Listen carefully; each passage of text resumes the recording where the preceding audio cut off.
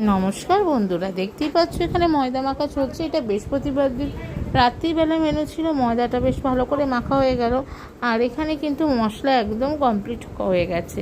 তো আমাদের রাত্রির মেনুতে ছিল আজকে লুচি আর মাংস, আর ওখানে চা ওকে দিয়ে দিয়েছিলাম। এখানে দেখো ফুলকো ফুলকো লুচি কিন্তু একদম ভাজা হচ্ছে, আর পাশে কড়াইতে যেখানে হবে মাংস তৈরি করা হবে।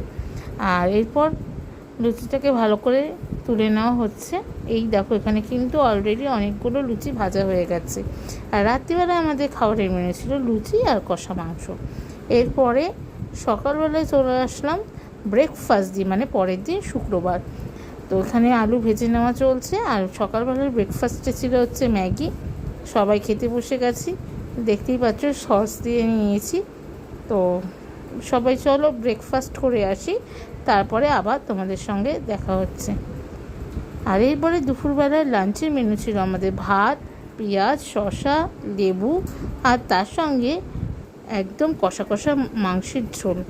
চলো দুপুরে খাবারটা খেয়ে নিই, তারপরে আসছি। তোমরা কিন্তু কেউ সোনার সংসারকে ভুলে যেও না, সবাই কিন্তু দেখতে থেকো।